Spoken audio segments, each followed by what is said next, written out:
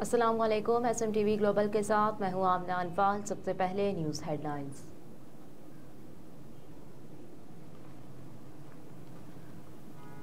आसिफ जरदारी से बरतानवी high commissioner की मुलाकात, अहम उमूर पर तबादला ख्याल किया गया। साबिक सदर मुमलिकत ने शाह चार्ल्स के जन्मदिन के हवाले से इज़हार मुसर्रत का पैगाम दिया, जबकि आसिफ जरदारी ने डेविड कैमरून के वज़ीर ख़ारजा बनने पर भी नेक तमन्नाओं का इजहार किया। आसिफ जरदारी ने दौरान मुलाकात गज़ा में इसराइली जारहियत के खात्मे के लिए बरतानिया से मुसालहती किरदार अदा करने का मुतालबा किया, जबकि मुलाकात में साबिक सदर और बरतानवी हाई कमिश्नर जेन मेरिट के दरमियान दो तरफा ताल्लुकात के फरोग पर बातचीत हुई। साबिक सदर आसिफ अली जरदारी और बरतानवी हाई कमिश्नर जेन मेरिट के दरमियान मुलाकात के मौके पर सेनेटर सलीम मांडीवाला और डॉक्टर आसिम भी मौजूद थे।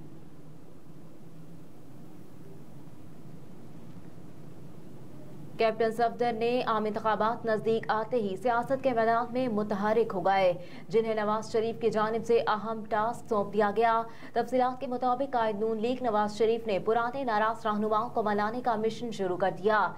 पहले मरहले में नवाज शरीफ की हिदायत पर कैप्टन रिटायर्ड सफदर ने सीनियर रहनुमा इकबाल जफर झगड़ा को मना लिया। पार्टी राय के मुताबिक सूबाई सदर नून लीग अमीर मकाम और सीनियर रहनुमा इकबाल जफर झगड़ा ने गिले शिकवे खत्म कर दिए।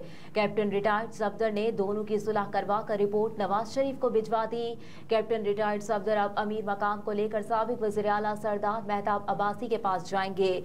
सरदार मेहताब अब्बासी और मुर्तजा जावेद अब्बासी के खिलाफ वाद भी खत्म करवाए जाएंगे।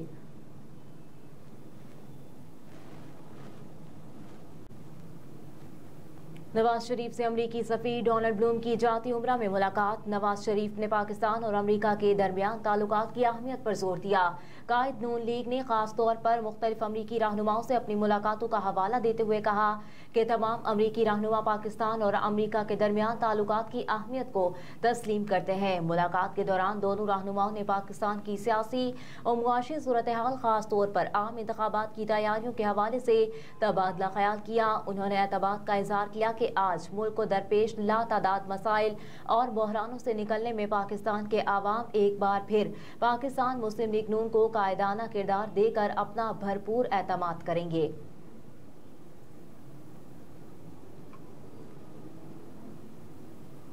गैर कानूनी अफगान बाशिंदों की वतन वापसी का सिलसिला जारी। 31 अक्टूबर की डेडलाइन खत्म होने के बाद सिर्फ गैर कानूनी अफगान बाशिंदों का पाकिस्तान से महफूज और बाइज्जत इनखला यकीनी बनाया गया। अफगान बाशिंदों की बाइज्जत तरीके से अफगानिस्तान वापसी के लिए दीगर इकदाम के अलावा उनकी आर्जी रिहाइश के लिए मुख्तलिफ अजला में तमाम सहूलियात से आरास्ता ट्रांजिट कैंप्स कायम किए गए हैं। चमन और तुर्कम बॉर्डर पर रोजाना की बुनियाद पर हजारों अफगान बाशिंदे अपने वतन वापस जा रहे हैं और पाकिस्तान की फराखदिली का शुक्रिया अदा कर रहे हैं। गैर कानूनी तौर पर मुकीम गैर मुल्कियों की मुल्क बदरी से मुल्की माइशत पर मुस्बत असरात मुरतब हो रहे हैं।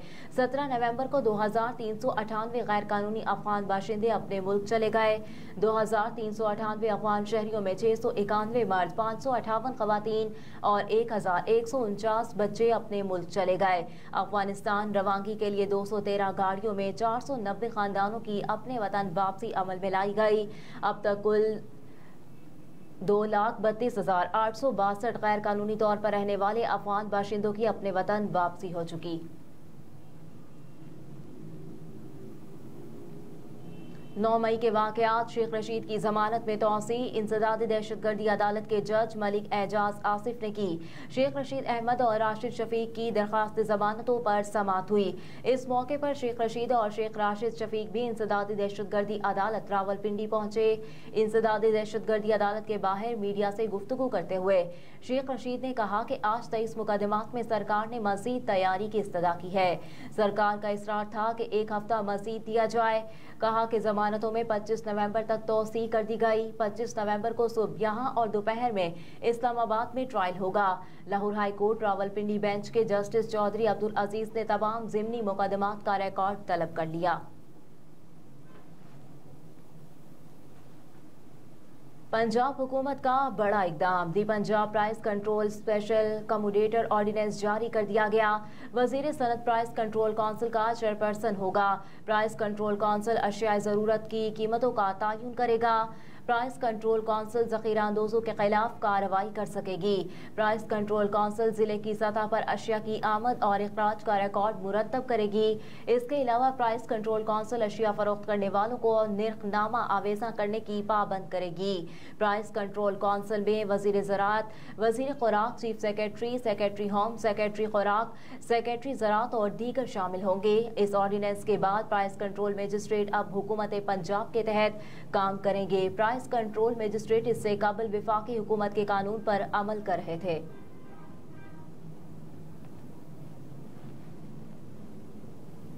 महंगाई में रिकॉर्ड इजाफा, मजमूई शरह 41.90% पर पहुंच गई।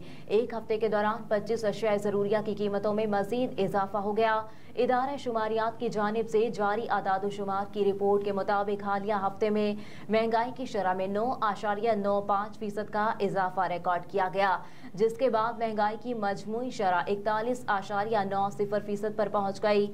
रिपोर्ट के मुताबिक हालिया हफ्ते के दौरान कुदरती गैस की कीमतों में 480% तक का बड़ा इजाफा हुआ। गैस चार्जेस की कीमत में 295 MMBTU से बढ़कर 1711 MMBTU हो गई। हालिया हफ्ते के दौरान 190 ग्राम चाय की कीमत में 49 रुपये 94 पैसे, दाल मसूर फी किलो 16 रुपये 36 पैसे, चिकन की फी किलो कीमत में 14 रुपये का इजाफा हुआ। आटे का 20 किलो का थैला 72 रुपये 55 पैसे महंगा हो गया।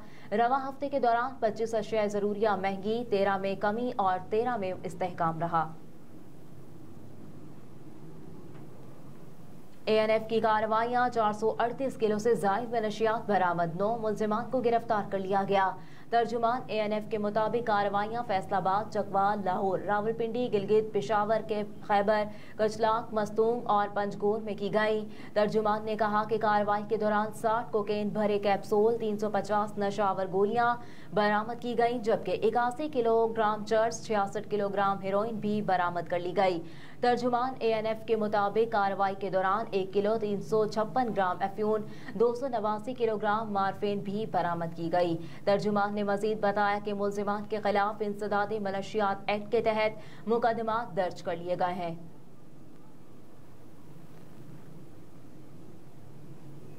Suhail Tanveer junior selection committee के सरबराह मुकर्रर। सुहेल तनवीर का पहला assignment ACC under 19 Asia cup के लिए पाकिस्तान अंडर 19 टीम का इंतखाब होगा, जो 8 से 17 दिसंबर तक मुत्तहदा अरब अमारात में मुनाकिद होगा, जिसके बाद पाकिस्तान अंडर 19 टीम 13 जनवरी से 4 फरवरी तक श्रीलंका में होने वाले ICC अंडर 19 वर्ल्ड कप में हिस्सा लेगी।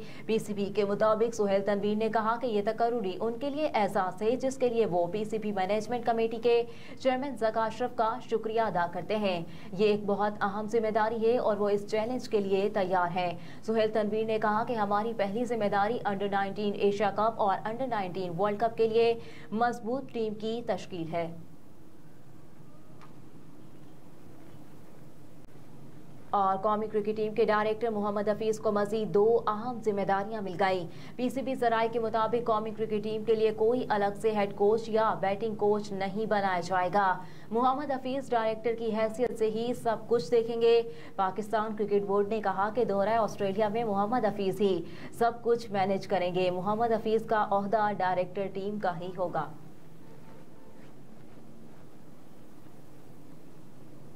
हेडलाइंस आप जान चुके। न्यूज़ स्टूडियो से फिलवक्त इतना ही। आप देखते रहिए SMTV ग्लोबल।